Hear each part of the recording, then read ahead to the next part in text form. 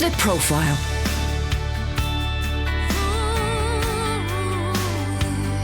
You're listening to Premier Christian Radio. Where faith comes to life. Well, hello and welcome to The Profile here on Premier Christian Radio with me, Sam Hales. This show is brought to you in association with the magazine that I edit. It's Premier Christianity magazine. If you would like a free sample copy of our latest issue, just go to premierchristianity.com/free sample. We'd be delighted to send you a free copy of the magazine. But today on The Profile, this is the show where we sit down with someone and hear more about their life, their faith, their testimony. I'm delighted to say that I've got a very special guest in all the way from America. It's Johnnie Moore. Johnnie does many things, and we'll hear lots about that in this interview. He's the head of the Kairos Company. He sits on Donald Trump's Faith Advisory Council, and much more besides. Johnnie, it's great to have you in the studio. Welcome to Premier. It's great to be here. So you've flown in here. You've been all over the world in the last 2 days. You've been in Israel. You're at a large Muslim gathering, I think, on the south coast just literally a few hours ago. Do you want to tell us about that to begin with? Because I think people would be fascinated to know what's a Christian doing at a massive Muslim gathering on the south coast. You know, I'm hugely concerned about the persecution of Christians around the world, and Pakistan is a country that's taken my attention a lot in recent years. And long before the Christians were persecuted in Pakistan, there was a group of minority Muslims, the Ahmadi community. Most people in the UK know who Ahmadis are. Most people in the United States don't. And so I've sort of taken it on as a task to be an advocate for this minority sect of Islam that's persecuted even more so in Pakistan than the Christians. And that's even hard to believe if you know what's going on in Pakistan. There I was as an evangelical Christian speaking to 37,000 Muslims about an hour outside of London, saying that religious freedom for all is our priority as a Christian community, and we stand in solidarity with you. And it was an amazing experience.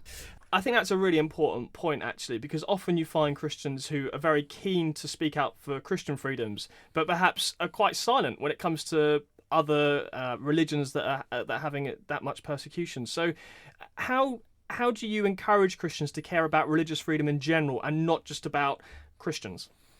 Well, you know, the Bible gives us direction on this. The book of Galatians says that we ought to care for our family of believers, but it basically says, you know, in biblical terminology, like, you can't end there, right? I mean, and by the way, it is about the Great Commission, but it isn't exclusively about the Great Commission. It comes from your heart. And, you know, from a political perspective, you don't have religious freedom unless you have it for all. From a spiritual perspective, a theological perspective, we are as obligated to do this. And it's what the New Testament tells us. And in my practical experience working with persecuted Christians around the world, I've actually found the Muslim community and throughout the Middle East to be an incredible advocate in the heart of the ISIS crisis for Christians. In fact, all of my work in northern Iraq in 2014 and 2015 on behalf of Christians and Yazidis began at the invitation of King Abdullah of Jordan. It was a Muslim king asking Christians in the United States to help Christians in the Middle East, and it's not because they weren't helping them. You know, he personally sent airplanes. They took 10,000 people into Jordan in an airlift over a couple of days, Christians. But he said, listen, there are like 2 billion of you around the planet, and you're just going to be more effective. And so it was a Muslim who invited me to help Christians in northern Iraq. And so, you know, if our scripture tells us if one member of the body suffers, everyone suffers. But you know, we all live in this world, and the best way to be allied is to embrace freedom for all. So here on The Profile, we always like to go back to the beginning and ask someone about their life growing up. So tell me, where did Christian faith come in for you? Did you grow up in a Christian family? Yeah, I did. I grew up in the deep South in the United States. We were in church every time the doors were open. You know, it was part of our culture, which was what was so tragic in my spiritual experience when my parents went through a very, very traumatic divorce when I was 12. And so I remember, like, having been in church every single time the doors were open, like, we were as Christian culture as you could possibly get, and yet it wasn't enough to hold my family together. And you know, it's interesting, Sam, through that whole process, my parents went to the church for help, and the pastor who was counseling them, later on, it was discovered that he was actually in an illicit relationship with another pastor's wife. And so I went through as a young kid an entire crisis of faith because of my growing up in a cultural Christianity. I didn't own it myself. I watched hypocrisy around me. I saw the weakness of faith in my family's life. And it's one of the reasons why I love the apologetics emphasis here at Premier, because I was, even as a 12, 13-year-old kid, I was sort of a little intellectual, and I found that when my heart wasn't in my faith, that there were answers for my mind. And when my mind wasn't in my faith, somehow my heart was tied up in it too. But, unfortunately, that experience is not an uncommon one in the United States, I guess.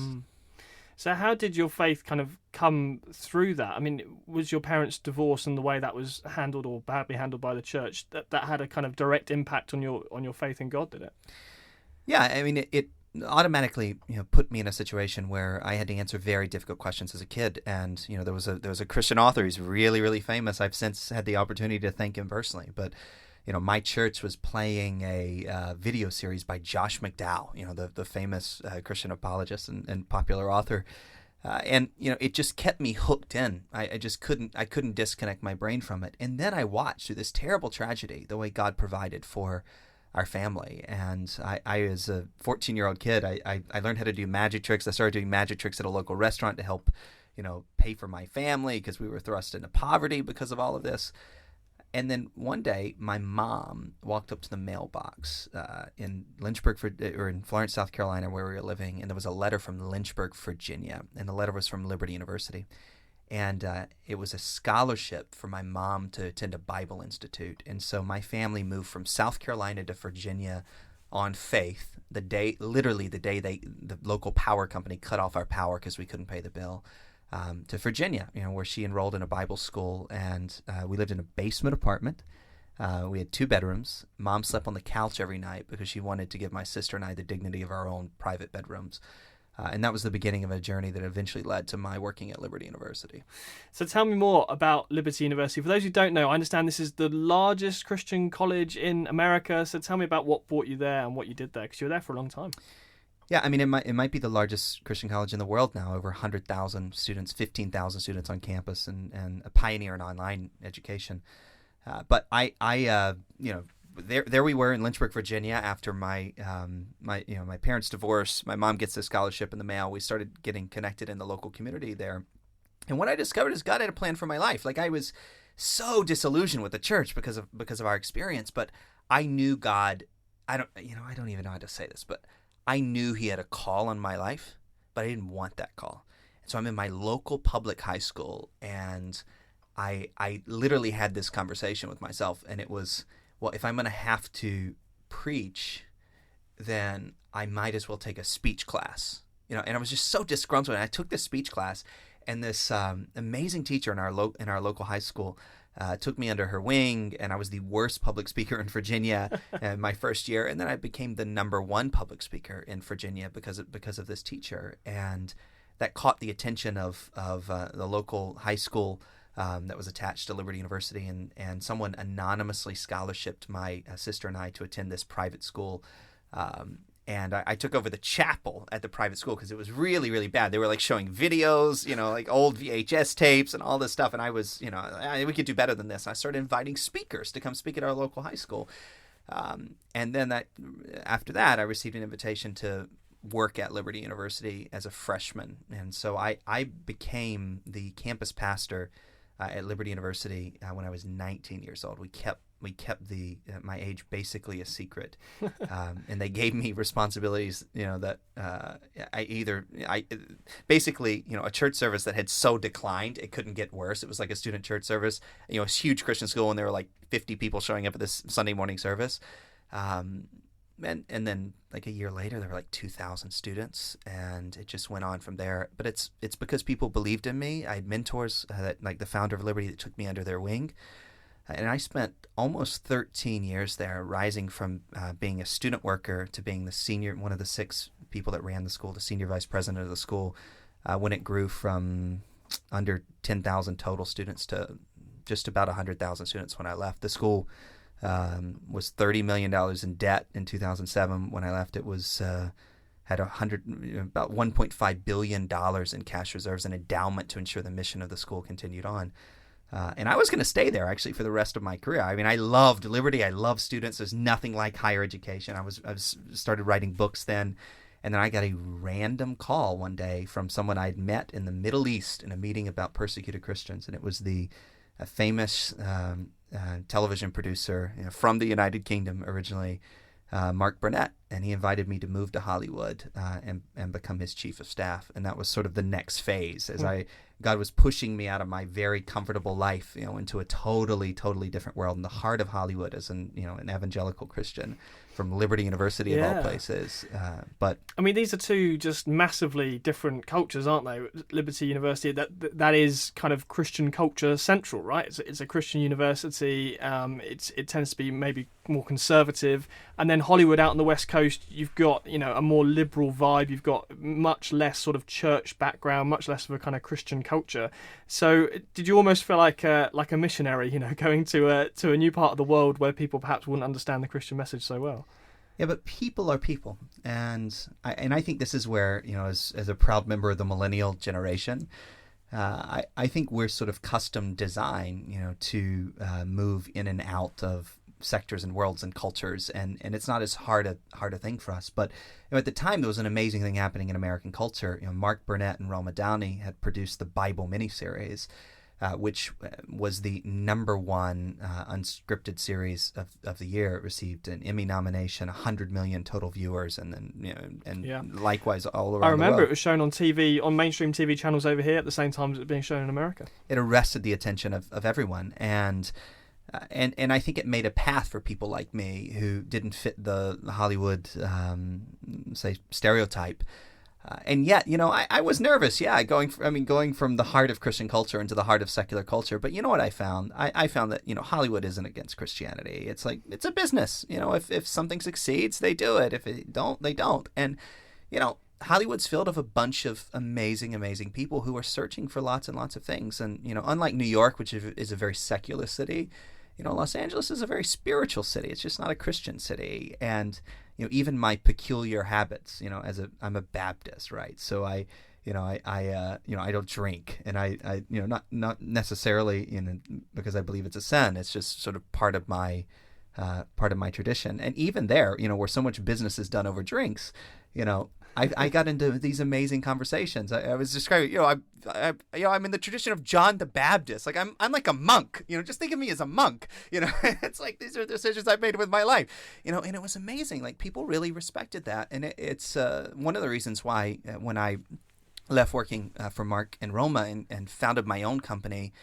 Not because I wanted to be a business person, but because I wanted to spend more of my time and energy on helping persecuted Christians and religious minorities around the world.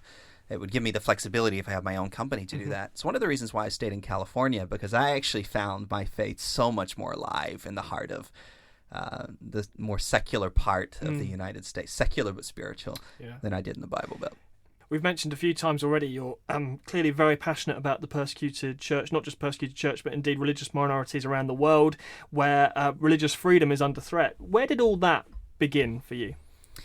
When I was a freshman at Liberty University, I started paying attention to the world. And I think a year later, I went to India for the first time. And I attended a Bible school graduation in a rural part of persecuted India.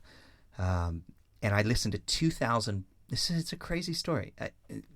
Bishop M.A. Thomas led his Bible school in a martyr's oath before they received their diploma. That sounds sort of strange to people. That it wasn't that Bishop Thomas was. By the way, there were 2,000 of these graduates. It wasn't that he was provoking them to martyrdom. It's that he had himself almost been killed more than a dozen times. And he didn't feel like he could, in good conscience, give them a degree unless they knew the cost of that degree in the part of the country where he was in. And so he had them take a martyr's oath. And I felt like you go through the whole path from my parents' divorce, disillusionment with the church, my own struggle with the ministry part of what I do, and now I'm kind of a tent maker, and I'm still very involved in ministry. It was such a struggle for me. But in India, I felt like I was standing in the book of Acts. And these Christians were willing to die for a faith that I had struggled so hard to live. And it profoundly changed my life. And that gave me sort of this ongoing passion to be an advocate for the persecuted church. But somehow this love affair, theologically speaking, with the persecuted church. And I found my faith again through that experience. And, when you read through the New Testament, like every other page, someone is being persecuted, or the church is worried about someone that's being persecuted or praying for it. And, we don't have I don't know, I just don't think you can live New Testament Christianity unless you're being persecuted or helping those who are with your life. And I was always connected to it. But then when ISIS popped up in 2014, it went to a whole different level. And I went on the front lines and I saw it for myself, and I'd never seen anything like it.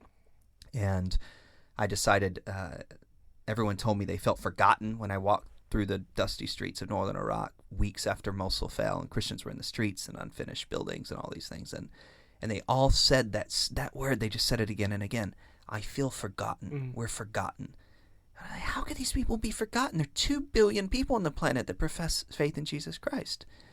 And so I just decided to tell their stories. And so I wrote Defying ISIS, and we raised a lot of money to help them. And eventually I left working for Mark Burnett. I created my own company because I felt called to invest more time and energy in helping these people. Yeah.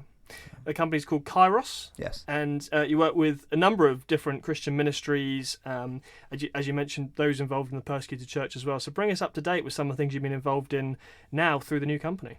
One of the things that always frustrated me is that when it came to the public square, Christians, particularly well-known Christians, were inarticulate sometimes with what they believed. And the Kairos company helps large organizations and influential leaders better articulate their message and get it to more people, and building that bridge. And by the way, we're not in the business of deciding for these people what they think. It's we're agnostic on their perspective. We believe in the marketplace of ideas. It's a better thing if more ideas are out there and freedom of speech and people can argue back and forth. So sometimes within my company, every single day, we're facilitating disagreements in the public square between our clients, and we believe that's good and healthy, because God gave us freedom and God gave us a mind to use. So you could have 2 people who are both employing your services and disagree with one another and are kind of battling that out in the public square, and your job is to try and help both sides articulate their message. Yeah, it's which makes it very interesting sometimes, but I think that's better for the world. Well, you and I have something in common there, Johnny, because obviously, heading up Premier Christianity magazine, we're often printing contradictory opinions within the same page of the magazine, but I guess we do it for the same reasons you do, that we believe in Christian unity, and we believe in understanding where both sides are coming from. And I often say to people, if they pick up the magazine, I don't expect them to change their mind on any given issue, but I do expect them to understand where other Christians are coming from that might differ to their perspective. Yeah, I don't believe you actually understand your perspective until you understand the perspective of others. And one of the dangerous things in our culture now is this hyper politicization of our time, which the United States has largely led the way.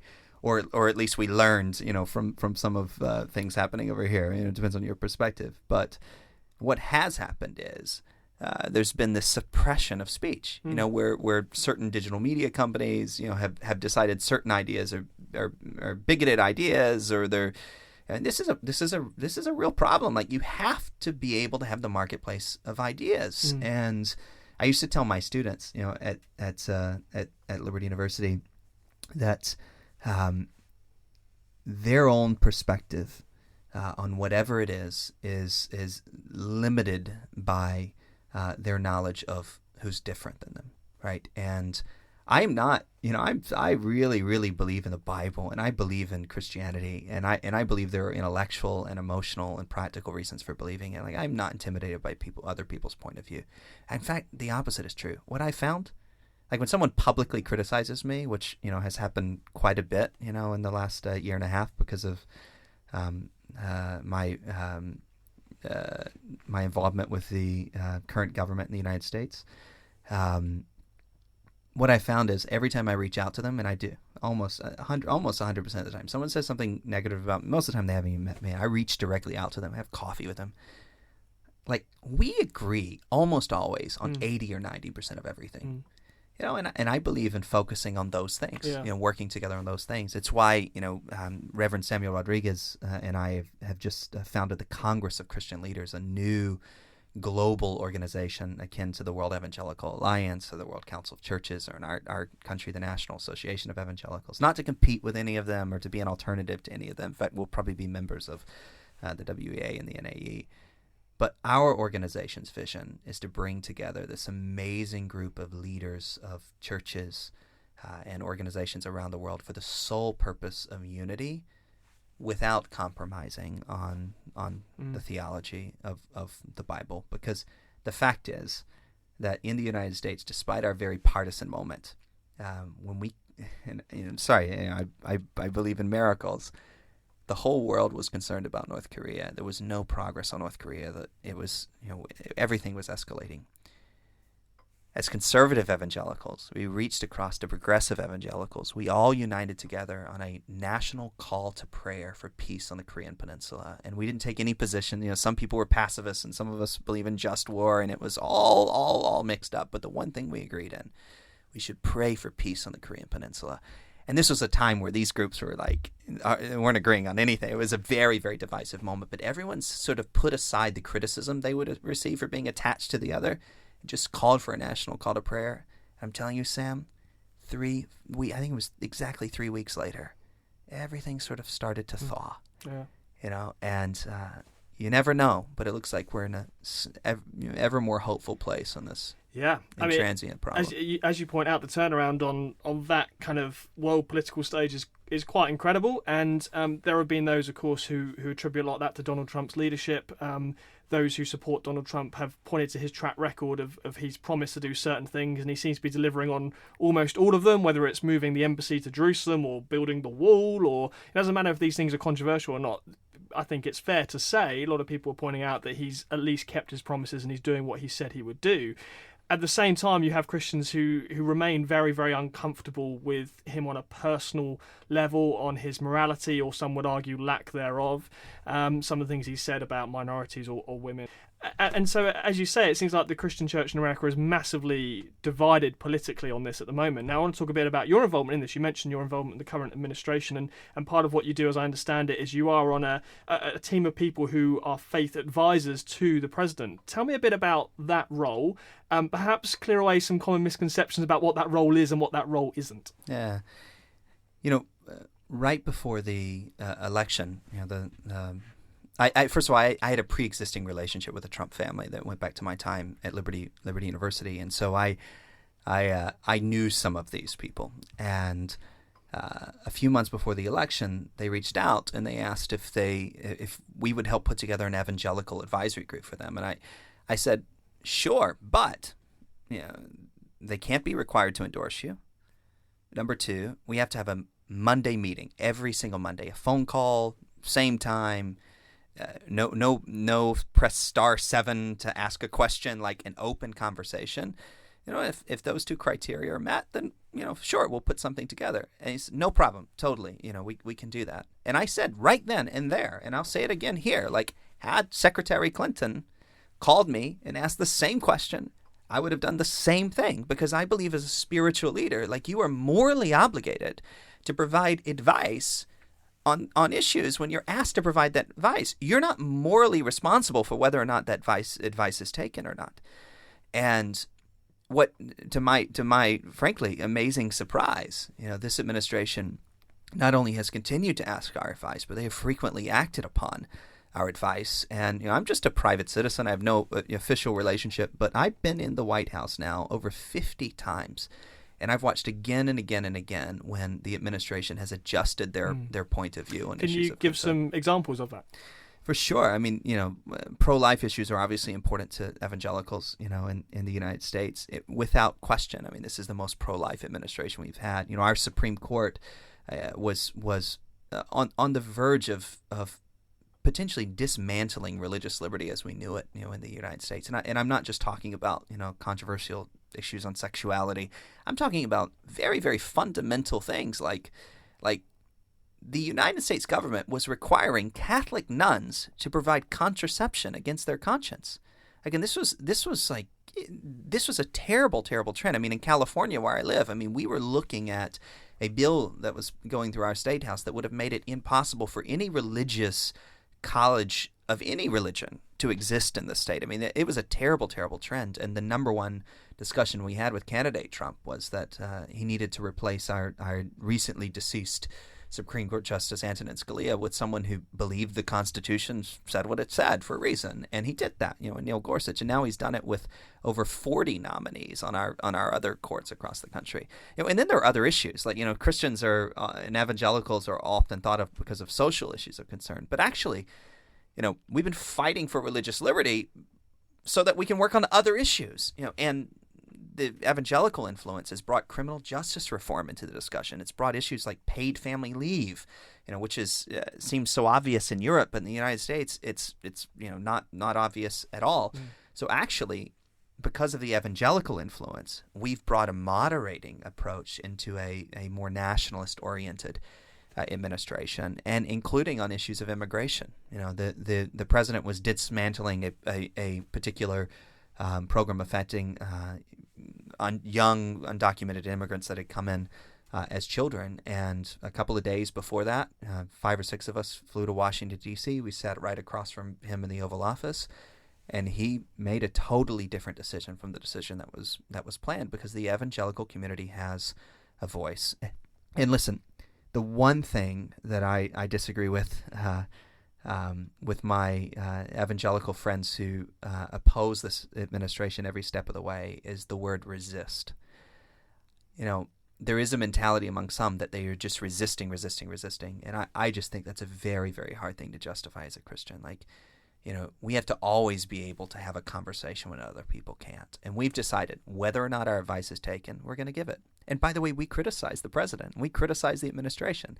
And the Bible says, faithful are the wounds of a friend. I think the example you gave of what was happening on the border and it seemed like separating children from their families. This was the issue where you sat across the table and you said, this isn't right. That's a clear example, I think, where it seemed like, from my perspective here in England, I was looking at Twitter and looking at all these blogs in America and talking to people over there, and it seemed like almost everyone, wherever, Republican or Democrat or whatever, we could basically all agree as Christians that it's not a good idea to separate kids from their families in that situation. Yeah, and the Attorney General quoted a scripture verse to justify it, and by the way, he's a known Christian. People kicked off over that, didn't they? And we stepped up immediately and said it was a misuse of the Bible and all these things. And we picked up the phone, we called the White House, and the president agreed with us actually, and he made a change. And yet the problem with all this partisanship is it doesn't allow you to have the substance of the conversation. And the fact of the matter is actually that 80% of those children that were arriving on the border were coming at the hands of human traffickers, right? So because the United States doesn't have a secure border, it is allowing this illicit trade to continue. And I met with these kids, by the way. It wasn't theory. I went and met with the kids in the facility that they were in, which was not a detention center, okay? It was beautiful homes and a very, very noteworthy school and soccer fields and all that. Every single one of this one facility, 200 kids, every single one of them have been trafficked. Every single one of them. And that's the problem with this division, is that we can't actually talk about the merits of all these issues, because the truth is the answer is almost always somewhere in between. Yeah. We've talked a lot about some of Donald Trump's policies, and I hear what you're saying about the good reasons why Christians would support a lot of these policies and some of the influence you've been able to have. How do you deal, though, with the morality question? Because, I would put it to you, for example, that when Bill Clinton was in the White House, at the time, evangelical Christians said, we cannot trust this man to lead the country because, he's sexually immoral. And yet it seems with Donald Trump, there have been all kinds of allegations again to do with sexual immorality, and it seems like, for whatever reason, evangelical Christians don't seem so concerned about that because, he's putting these policies in place. So is there not some kind of a double standard here, where with Bill Clinton, evangelicals are very upset, and with Trump, we're giving him a free pass? What you have to, I think, understand about Donald Trump in the United States is that he was famous, universally known in the country before he ran for president. And so from the very, very beginning, the evangelical community knew who he was and knew about his very, very public past, which he had not shielded at all whatsoever. And yet, we face this moment of an existential threat against the very first clause of our First Amendment. And so from a pragmatic point of view, it was an easy political decision. But from a moral point of view, it wasn't easy for us. And that's why we got to know him. And I can tell you, the grace of Jesus Christ is even sufficient for Donald Trump. And the Donald Trump that I know today, while still there are plenty of things that he says and does that I would never say or do on Twitter, in particular. On the same token, this is not someone that we are judging from a mile down the road or 10 miles down the road. It's someone that we have an open conversation with. And I just think that the grace of Jesus is even available to those that.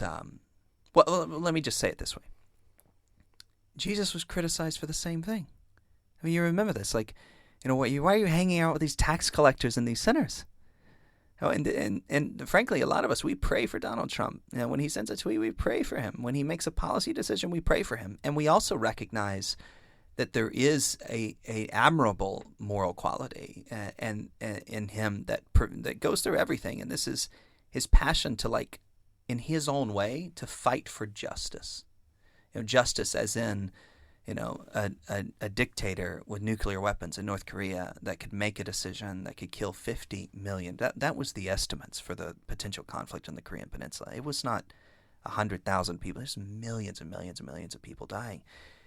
And there is this sense of justice inside of him. And I can't help but feel, though, that his critics would disagree with that idea of justice. I mean, for example, the kind of racial divides that happen in America and how he's been accused of stoking some of those. I mean, there's a justice issue that it appears he's not particularly good on.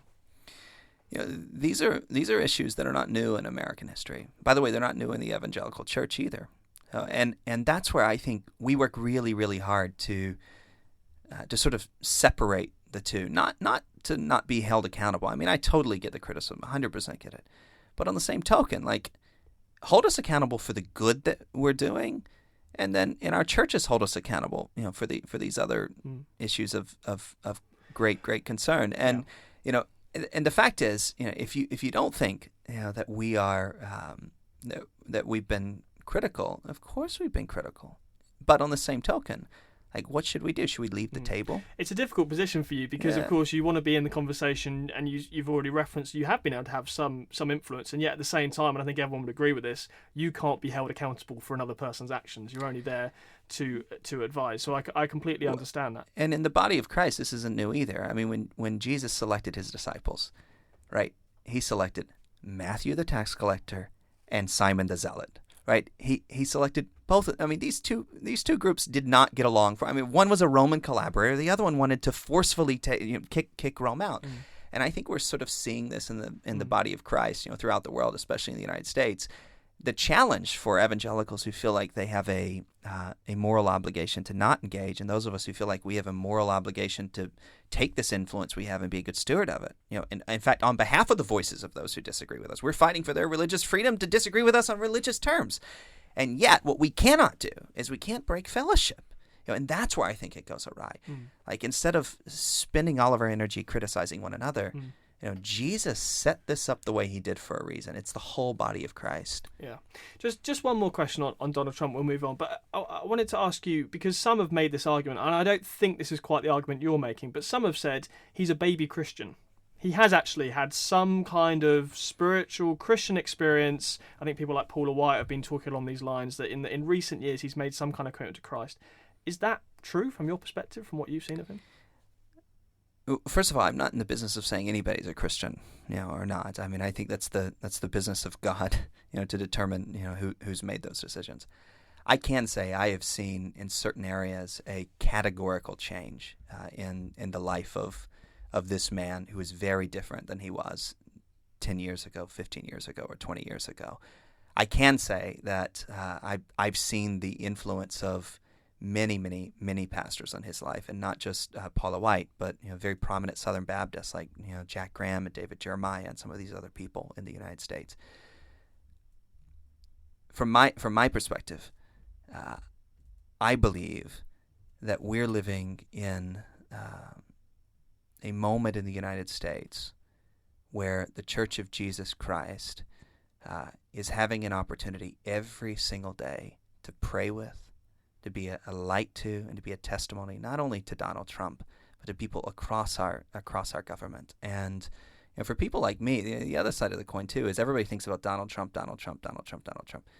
But it's not just Donald Trump. It's the 22 million people that work for the federal government. I mean, I spend as much of my time working with the vice president's office and people in various staff positions throughout the senior staff in the White House and the State Department, other divisions of the government. And I can tell you there are more evangelical Christians in this government than any probably in American history. They have Bible studies in the White House all the time. Mike Pence is a devout evangelical Christian. It's up to God as to whether the president has put his faith and trust in Jesus Christ. I think there's plenty of evidence to believe it, and I'm for sure that there is an ongoing testimony and more prayer in that building than perhaps since our early history. We should go back to another issue we talked about earlier in the interview because as we were remarking earlier, everyone wants to talk about Donald Trump, and there are some things that just hit the headlines, and yet I think we both agree there are some things that don't hit the headlines that should. And we've talked already a lot about the persecution of Christians. I mean, I speak to people who there was a video going around on Facebook the other day. They put a world map in front of people on the street. And this was a kind of vox pop scenario where they just got up to a random American and said, "Here's a world map. Can you name any country other than America?" Now, obviously there was. I know the answer to this. Now, obviously there was some selective editing involved. I'm sure plenty of people couldn't. They didn't show it on camera, but they just edited it so they showed the people. True. Oh, okay. Well, I was trying to give your countrymen the benefit of the doubt. But you can see where I'm heading with this. That it's been pointed out a lot of Americans don't have a passport. A lot of Americans aren't really in touch with world news. Now, clearly that's not you. You've travelled all over the world. You really care about this subject. But is there a problem that some Americans don't have the issue of Christian persecution on their radar because for whatever reason it's a more kind of closed mindset? We're just talking about Donald Trump in the White House. When we turn on our TV news, we're not hearing about Iraq or Syria. We're certainly not hearing about the persecution of Christians. These things must frustrate you. Yeah, and it's the job of the church to fill in the gap. By the way, it's the job of the church to bridge the political gap. I've often said, it's the job of the government to decide who gets in countries. It's the job of the church to serve those who do. And it's the job of the church to serve people all around the world. And it is true, America's an insular place. We're not, overly educated in other countries of the world. But the church has been global from the very beginning. And I think it's an indictment on our pastors and our leaders that Christian people in the United States aren't the most educated on the world. And the tragedy of the whole thing is, it's not just about advocacy for, the persecuted. It's about what it does to our faith when we aren't exposed to them. I mean, when you hear these incredible stories around the world of people who are willing to die for Jesus Christ, who lose and sacrifice so much, it makes it real. What Jesus said, the kingdom of God is like a treasure hidden in a field, and that guy sold everything he had to buy that field just to get that treasure. The gospel is worth everything in the world. It's worth selling everything you have to get this one thing, and yet Jesus gives it to us for free. And we don't get that in the West in the way it is gotten intuitively among the persecuted. And so I think Christian leaders, in particular in the United States, have a special responsibility. And not only to just educate their congregations, every Sunday ought to be a persecuted Christian Sunday, but they got to take them there. My heart would not have been lit on fire on this issue had I not gone there and met these people for myself.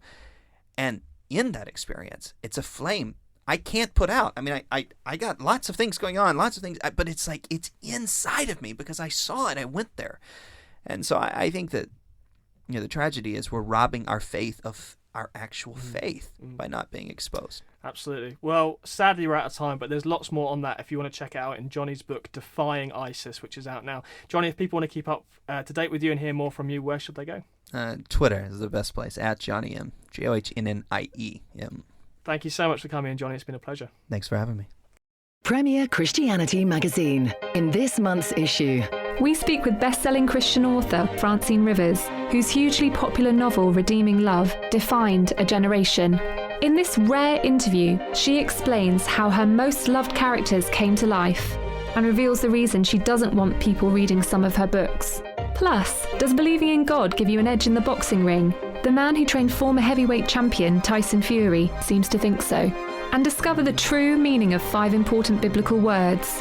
All this and more in November's issue. for your free copy, visit premierchristianity.com/free sample. Good news! We've slashed the cost of subscribing to the UK's leading Christian magazine. Now you can read news from a Christian perspective and interviews with fascinating leaders for half the normal price. That's 12 issues of Premier Christianity magazine for less than £20. Plus, take out a subscription and we'll enter you into a prize draw to win £200 worth of new Christian books. There's never been a better time to subscribe. Go to premierchristianity.com/subscribe. The Profile.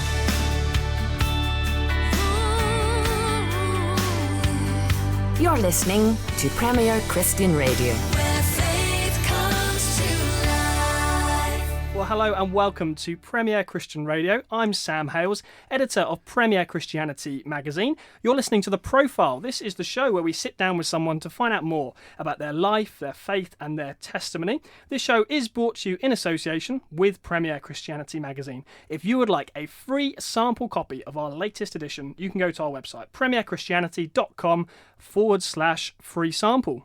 But today on The Profile, I am speaking to Andrew Haslam. Andrew is the leader of Grace London, a new church that started in 2014, and I'm here to find out not only about Grace London, but also about Andrew's life. Andrew, welcome to the show. Thank you, Sam. It's great to have you here.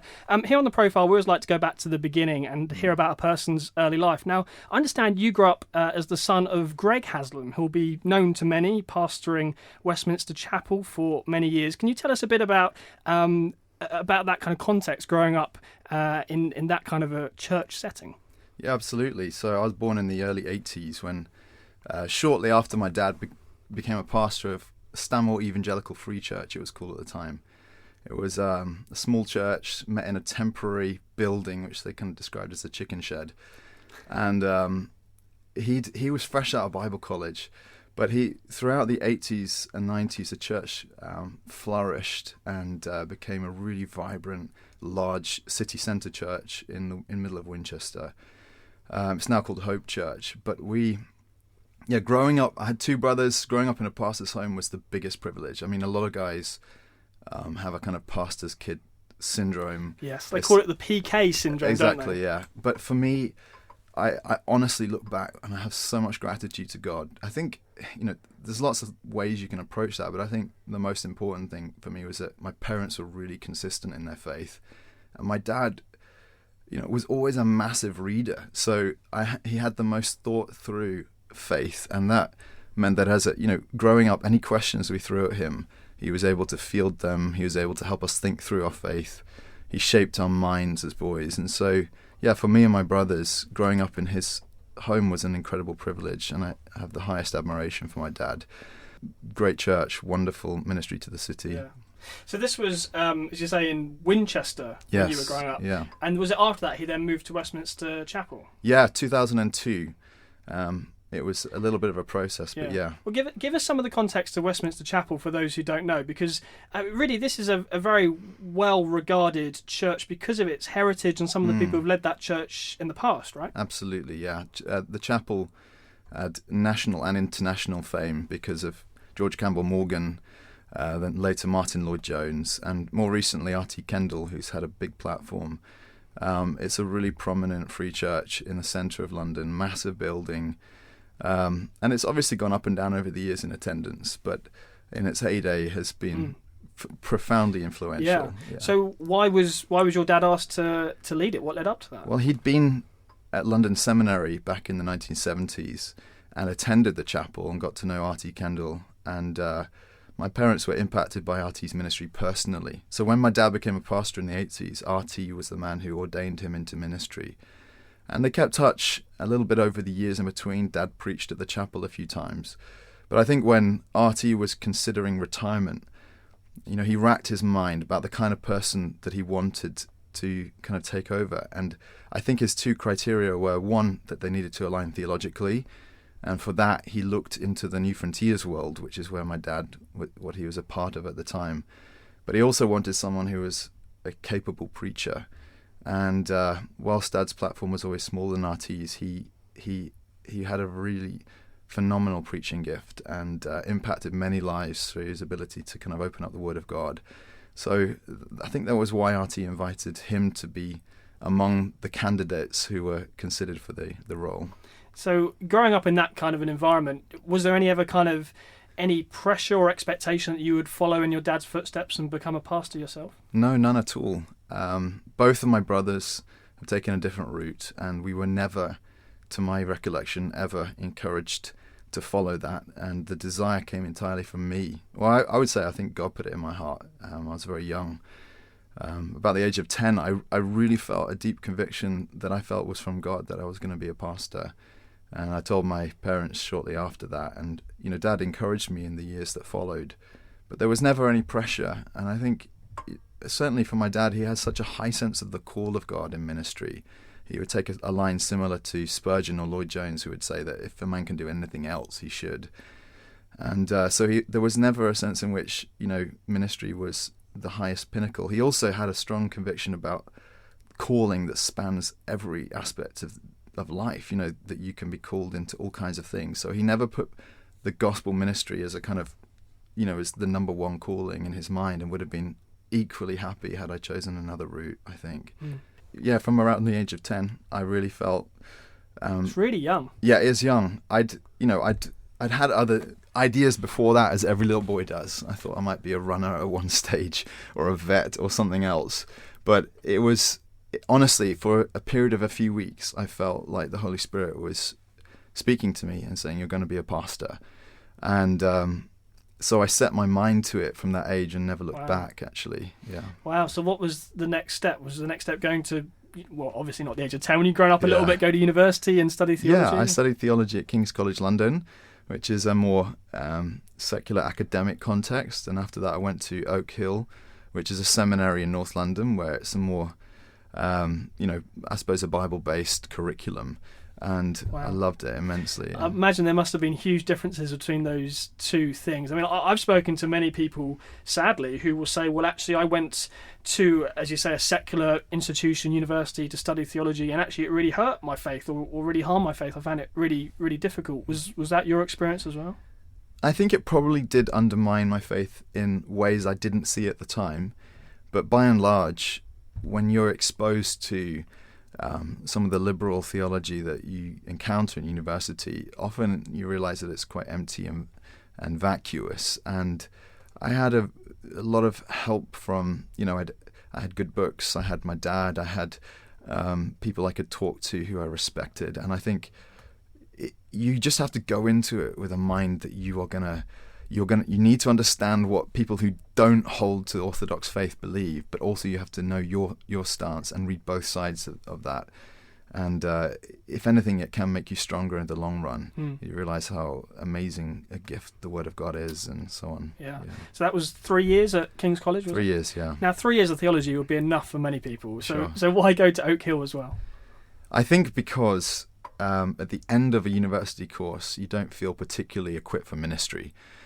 I knew that there were holes in my own sort of education, and Oak Hill offered the chance to study part-time for a master's, and it was just a perfect way for me to start working in the church, get hands-on experience in ministry, but also listen and hear from some of the most gifted teachers in the country, I would say, at the time when I was studying at Oak Hill, men who I have the highest respect for.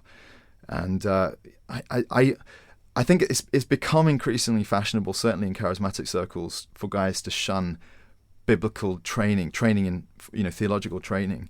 But I don't take that view at all, because I really believe that you can get it can squash your faith. It can leave you flat. It can leave you somewhat passionless and detached from the real needs of people. But equally, there is such a need for people who have a robust, a mind that's shaped by the best of theological training that you can get. And certainly, my dad made an impression on me in that regard. And friends I knew were going there, so it became a clear option for me. Yeah. What was there a natural next step at the end of that process? Yeah, well, I was at the chapel with my dad and my family, and because I'd been already helping out in a number of ministries and had leadership in some aspects, some of the guys there kind of lobbied the leaders of the church to give me a full-time role. which I was appreciative of. It meant that it kind of bypassed me, it bypassed my dad. There was no nepotism involved, and it gave the opportunity for me to be assessed on my merits. And so I ended up working for the chapel full-time immediately after I graduated. Was there never any concern that even though it happened fairly through this other body of leaders to put you in that position, that it still looked like nepotism? Was that ever a concern? Yeah, probably. No one had the courage to tell me that. But, Everyone's too polite in church. Yeah, exactly. It probably did. And, there are all kinds of issues working with your family, as I discovered over the time that followed. But it felt like the right decision at the time. And there's certainly benefits to it as well. Yeah. So you were there working with your dad at Westminster Chapel for some time? Yeah, about 7 years full time, yeah. And was that sort of training in preaching and everything else, or what it means to be a church leader, kind of learning from your dad and learning from other people? Yeah, I think so. He gave me a lot of free rein, but I led a couple of ministries, with students and young people, and set up the home groups in the church, and increasingly picked up a preaching load as I went through the years, and kind of just figured it out as I went along pretty much. But Central London Church, the demographic, the people that you mix with, it's very different to other places. So your ministry experience is somewhat different to, say, pastoring in a small town or a village. In what way? Mainly because, certainly my impression of churches in smaller towns is that a pastor has way more time with people. And in central London, my experience is that people don't necessarily reach out to you for pastoral visits or, opportunities for counselling sessions or whatever it is that, can fill a pastor's time. So you do a little of that, but way less, I think, because there's so much more emphasis on Sunday, on the preaching, on those aspects of church life. It's just a different animal, I think. And I could see that comparing my life growing up in Winchester to being in the centre of London. It's really very different. Yeah. But you're still here in London, and we'll come on to what you're doing in a moment. But why stay in London? Was there a moment of kind of falling in love with this city here? Absolutely. It happened pretty much instantaneously. So I'd grown up in Winchester. It was a very white town. It's more diverse now. Not a particularly big town. It's a very wealthy place, though we were not that wealthy, but it is a wealthy place, and so it's a very narrow segment of British society. And coming to London, I fell in love with the diversity, the kinds of people I could rub shoulders with at church, inspiring people in all kinds of interesting roles and jobs and professions, and the city itself. I mean, I think some people hate it. I can understand it can be suffocating at times, but I was absolutely captivated by it, and I still am. I wouldn't want to be anywhere else. I like going outside London, but I always crave the opportunity to I want to come home as soon as possible. So I had no intention to leave at any point, and still don't. You mentioned already that the kind of heritage that somewhere like Westminster Chapel has, people like R.T. Kendall, Martyn, Lloyd-Jones previously preaching there. Did you ever feel that, I guess, weight of responsibility or history when you were there? Would that ever enter into your kind of consciousness in day-to-day life, or is it best to sort of put that to one side and get on with the job? It definitely does. It weighs on you. You walk through the building. There's a room where they have the old robe which Lloyd-Jones used to wear, and the Bible he preached from, a massive King James Bible, which is the kind of pulpit Bible.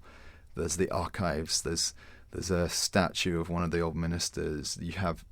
There's lots of things which will remind you of the heritage of the church. Sounds almost like a museum. Well, parts of it, like corners of it, you can get that feel.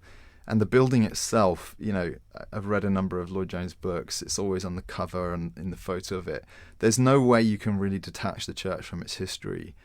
But for me, that was always an upside. I always felt the immense privilege of being in a place which had really changed the direction of Christianity in the West because of Lloyd-Jones' amazing ministry and his emphasis on Puritans and Reformed theology and things like this.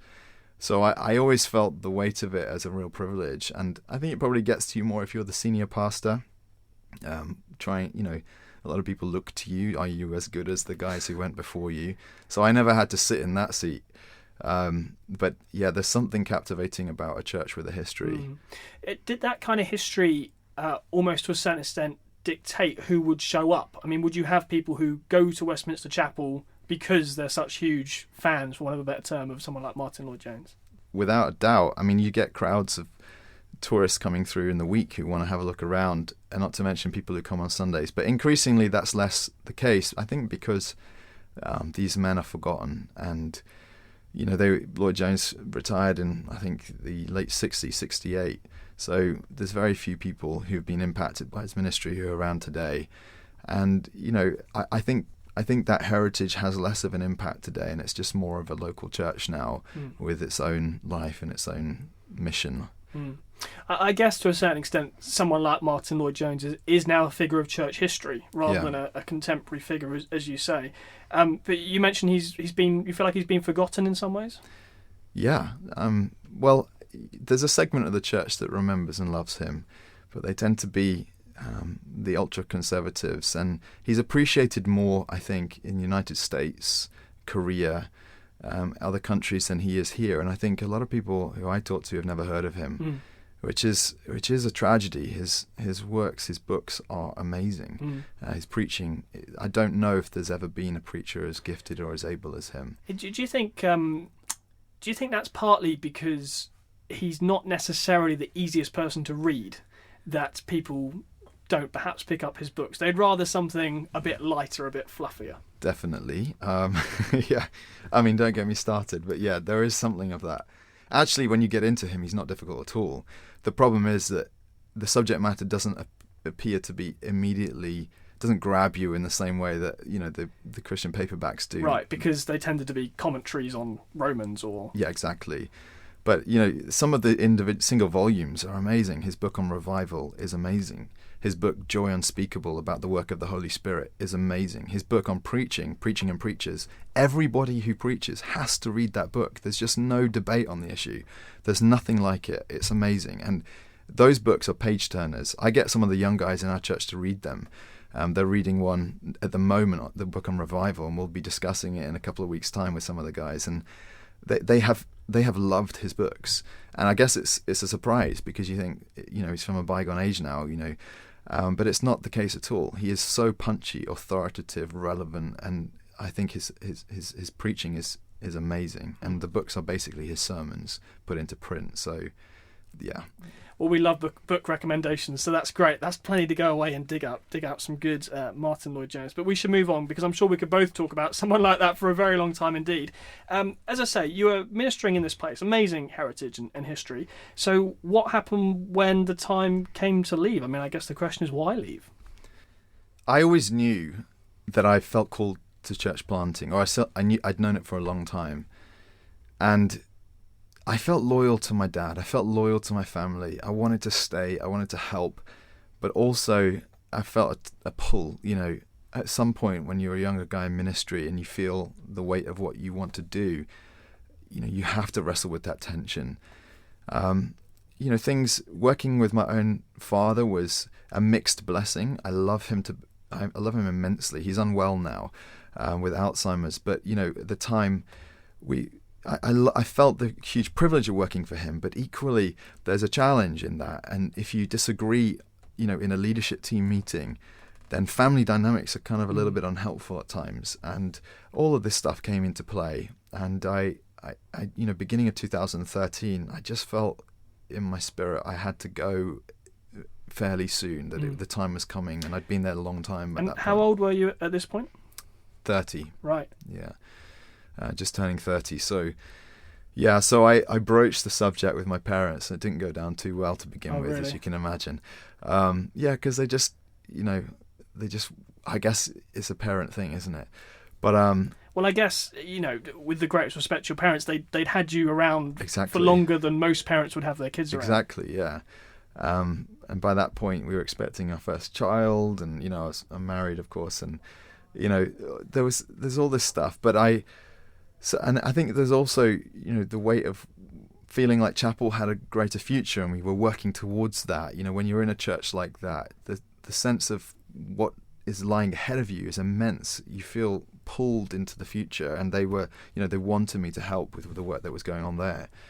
But I also just knew that, you know, I've been so impacted by, you know, guys like Tim Keller on the need for church planting in cities, and I knew that chapel would be fine without me, and I wasn't integral to what was happening, and I knew that I had a call, so I began to kind of shift my feet a little bit and find a way. And for those who perhaps don't share that understanding or background in church planting, why was it, or why is it that you believe so strongly in church planting? Because some might say, well, stick around at Westminster Chapel, and in terms of numbers, couldn't you grow that church to being a bigger church? What's the need in having to go away and start something brand new from scratch?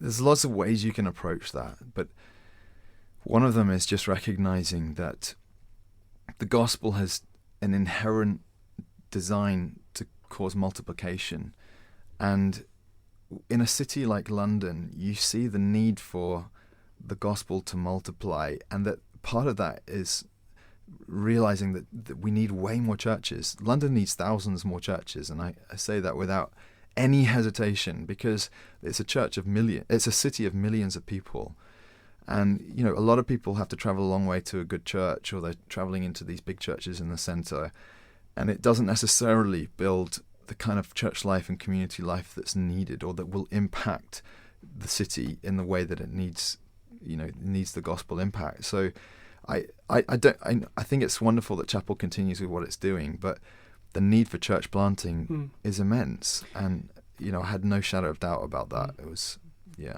So tell me about the beginnings of Grace London. What were your first steps? We kind of figured out where we wanted to be, but prior to that, we'd asked a few friends to join us, and so 7 other people came, agreed that they would be part of what we were going to do. And was this Westminster Chapel very much sending you out? Yes, yeah. They gave us some money to get us started, and they said we could invite some folks. So there was, a fairly small group who agreed to come, the crazier ones, but that was early 2014, and we actually weren't sure where we were going to be at that stage. We were living centrally, but I'd had some ideas about where we might be, but it wasn't until my wife and I were really seeking God about this, and we came to this kind of realization that the Waterloo area in London, which is a fairly big patch, and it's right bang in the centre, it didn't have a church that was preaching the gospel. The churches that were there had really gone, off the rails. The Anglicans in the area, unfortunately, are not orthodox in their approach to faith, and you could cite the examples of the churches there, and I realized there needed to be a church there that just believed the gospel and took God's word as it is the word of God. And so when we began, the idea just got legs, and we realized that all these friends we'd asked lived in the area.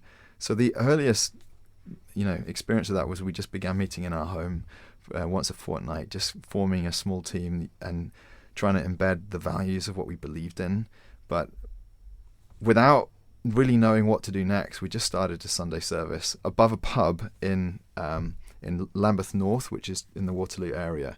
We rented a function room upstairs in a pub called the Horse and Stables, and it was the ideal context because we were small, we wanted to be informal, and people began to join us from the first Sunday. So it picked up momentum through that first term. Wow. Yeah. How do people even hear about something like that? I mean, as you say, you don't even have any premises. You're just meeting in a room above, in a pub. How do people even know that you exist? Presumably this is just word of mouth. Yeah, primarily. I blogged a bit about it.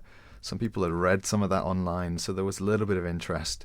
But most of the people who came because someone invited them. And so we began to get momentum through that, which I was really happy about. I think word of mouth growth is easiest in church planting because you immediately have a connection and community. And if you just sort of put your banner in the ground and make a song and dance about planting a church and you gather a crowd, it's quite hard then to shape the crowd in the way that, to form a community that's along the lines of what you believe the church should be. So growing just ones and twos as we did was actually the easiest thing from my point of view. And it enabled us to get to know everybody. So you're about 4 years in now. Yeah. Would you still describe yourselves as a church plant? No, I think we had our first elder appointments earlier this year. And for me, that was always a threshold moment. When Paul planted churches, he would establish a congregation. And then, like he told Titus, he said, to finish what I started in Crete and appoint elders in every town. And I think Paul's pattern was the one we tried to follow. We said we'll gather a church, and then as it forms, when you see who the leaders are, we'll appoint elders. And so that was for me the threshold moment when we became a full-grown church, which is a bit weird even for me now, but yeah, that was it. So what does it look like now? It's still meeting in that pub, or have you moved on, and how many people? We moved twice since then. We moved to a little theatre after that in a railway arch, a very smelly, mouldy place, which was interesting, but it worked pretty well for us at the time, but we outgrew that, and we moved then to a building on Stamford Street in Waterloo, which is spacious and light and airy. We have 2 services at the moment. We probably have between 130 and 160 on a Sunday at the moment. Yeah. There are many, many churches in London. Yeah. Did you feel like you had a sense from God that there'd be certain distinctives about what would be almost the emphasis of Grace London in a way that it hasn't been in other churches in the area? Yeah, I think inevitably you have your own stamp, the things which are your core convictions when you're a pastor. And I certainly have that. I think because of my influences, my parents, my growing up in a New Frontiers background, there were certain things that definitely characterize my convictions, and that would be one, I think probably highest on the list, of being gospel-centered. The idea that the gospel is not just the way that non-Christians come to know Jesus, but it's also necessary for Christians to grow in maturity in their faith. And always, therefore that shapes the way we preach. We always want to talk about Jesus, no matter where we're in the Bible or whatever we're talking about. That was my number one passion in starting the church. But along with that, there are other things which I think are distinctives. We're charismatic. We believe in the work of the Holy Spirit today, in the gifts of the Spirit and so on, though it's not always like massively evident on a Sunday for us, like it might be in other contexts. But it's certainly there, and it's under the surface, and it's how we think and operate. We're complementarian in our stance, which is to say that we believe the Bible's teaching is that eldership is male, and I know that that's a kind of issue that gets me into trouble. We have a number of people in our own church who wouldn't agree with that, and I have to dialogue with them about it. But it's that, as it says, when your conscience is captive to the Word of God, like Luther said, you feel that you don't have liberty to change your stance on certain issues, and that would be one of them. But we have women leading all kinds of things in our church, and it's wonderful, and I love seeing God use them. But that was just, for me, an important conviction, and not one that's necessarily shared across churches in London, or one that people even think still exists. I mean, who believes that today? A lot of people just look at you with puzzlement. But that was important for us. We were committed to that. And I think probably another huge thing for us was the emphasis on community. If you're planting in London, you can gather a crowd. You can kind of gather, you can put a high value on production and entertainment and gather a crowd. And that always felt to me entirely wrong. It had to be a church where people were going to be confronted with the truth of God's word and the reality of the gospel, but also where relationships would be genuine. And it's not easy to sustain that, partly because of the massive turnover in church life. I mean, we've said goodbye to a couple of hundred people in the 4 years we've existed, which is crazy. I mean, you don't experience that elsewhere. But we're constantly working to build community so that people try and live fairly local to where we meet. They're in each other's homes all the time. And we talk about it all the time as being really vital to our church life. What do you know about church planting now that you wish you'd known at the beginning? Probably that it'll be okay. I think I worried too much before we started. And it was so uncertain. I didn't know if we'd have enough money to continue, didn't know if anyone would join. And, Jesus said that the day has enough trouble of its own, not to be anxious, but it's hard to take that to heart when I had a young son who is, born not long before, a family to support, and the sense of call, and you just don't want this to fail. I think knowing that it'll be okay was huge. And I know that not all church plants work out, but even when they don't, it's okay. God is sovereign and you can trust him. So that's a huge thing. Reflecting back, I wish I'd just been a bit happier, a bit more kind of content and joyful in the moment rather than anxious about it. Yeah, that would be huge. That's a great message. Christians should maybe be a bit more joyful in general sometimes. Just sometimes, maybe. Andrew, Controversial. Andrew, it's been great to talk to you. Here's some of your story. I'm sorry we've run out of time, but thank you for coming on the show and chatting. It's been great. Thank you, Sam.